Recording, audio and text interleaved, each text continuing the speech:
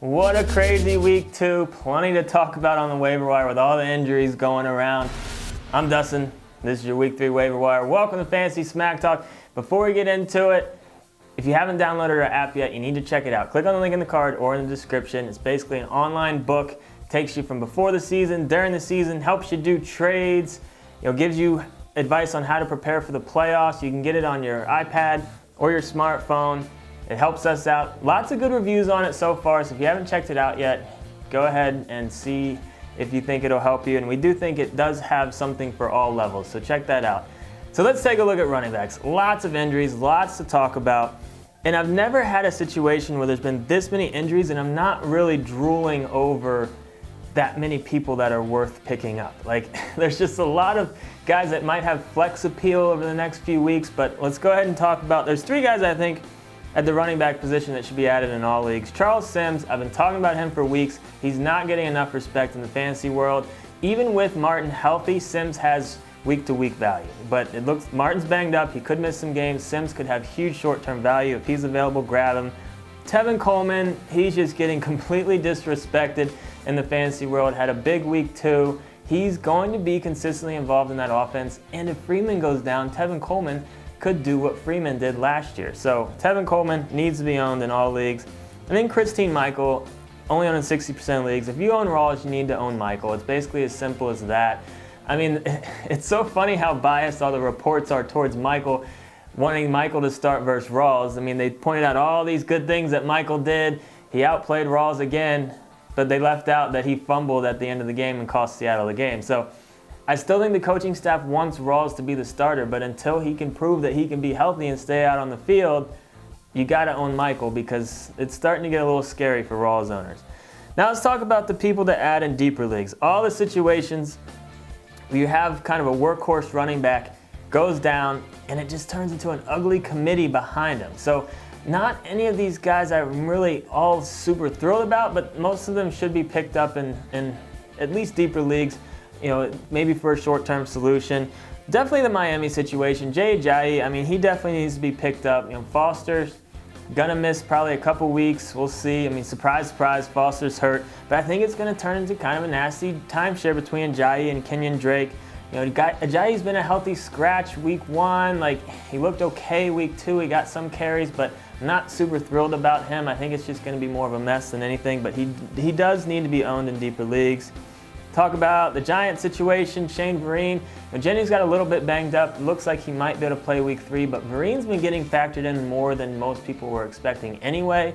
So I think Vereen, especially in PPR leagues, is worth a look. Dwayne Washington, I think, is very interesting with Abdullah banged up. It looks like Abdullah could be dealing with a multi-week injury. Obviously Theo Riddick gets a little bit of a boost, but I don't think his value changes much. I think Washington gets the biggest boost. So I think he could be a sneaky guy to own for a couple weeks. I don't know if he'll be able to take the job away from Abdullah, but that injury could prove to be a multi-week thing. The Carolina situation, Jonathan Stewart's banged up. That's going to leave the running backs duties to Fozzie Whitaker and Cameron Artis-Payne. Again, it's just kind of gross.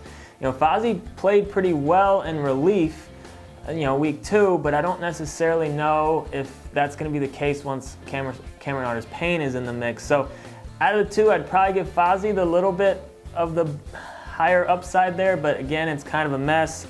Talk about the Minnesota situation. There's so many to talk about. Asiata and Jerick McKinnon. McKinnon has more talent, but they trust Asiata more on the goal lines and on passing down. So it doesn't normally work that way. Normally it's, the more athletic guy gets trusted on the passing downs. But so it's really just a terrible situation for all Peterson owners because there's not really a clear guy to pick up. I mean, McKinnon would probably be the guy that I would go after just because he has more big play potential. But then again, Asiata's going to get the goal line. So that's just turned into a mess. But both those guys, you should give them a shot. Just give you some running back depth, depending on who you'd be dropping to get them. And then Devontae Booker I want to talk about. One of the reasons I want to talk about him is because he recovered from his terrible week 1 where he fumbled on his first carry. He looked pretty good week 2.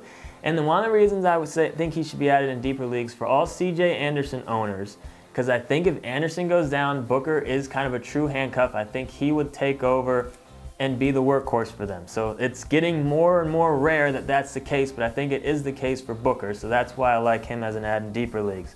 Let's move to wide receiver, must add in all leagues, Mike Wallace. I was disappointed in myself that I didn't put more emphasis on him last week. I didn't talk about him in the video, and the more I thought about it, the more I think he actually really fits that offense. I mean, Baltimore receivers have had fantasy value in the past, and Wallace is the type of receiver that has value in that offense, and he's played great so far, and I think it's going to continue. They have a hard time getting the running game going. They're going to rely on the pass. Wallace has looked good. I think he's for real. Victor Cruz, it's good to see him healthy. He's made some amazing catches already. He looks to be close to 100% at this point. I think we need to start believing, pick him up in more leagues. Cole Beasley, I think, is getting a little bit disrespected. I think he's kind of the Danny Amendola of the wide receivers in terms of what he can do for you in PPR leagues. He's not going to necessarily, blow you away much with his, giant weeks, but he's going to be very consistent, a low floor or a high floor for him in PPR leagues. Philip Dorsett's a guy I want to talk about out there with the Colts. Moncrief got banged up. If Philip Dorsett gets to start week 3, I think we could really see something special. I mean, he's a high upside receiver, or if Hilton or Moncrief miss extended period of time, Dorsett's going to be huge. So I like him as an add for long-term potential and potentially as a spot start this week. And then Tyrell Williams for San Diego. I talked about him last week as the guy to pick up, with the Keenan Allen injury. Williams played well. He found the end zone. He does look to be the guy that's going to get the biggest bump from that injury.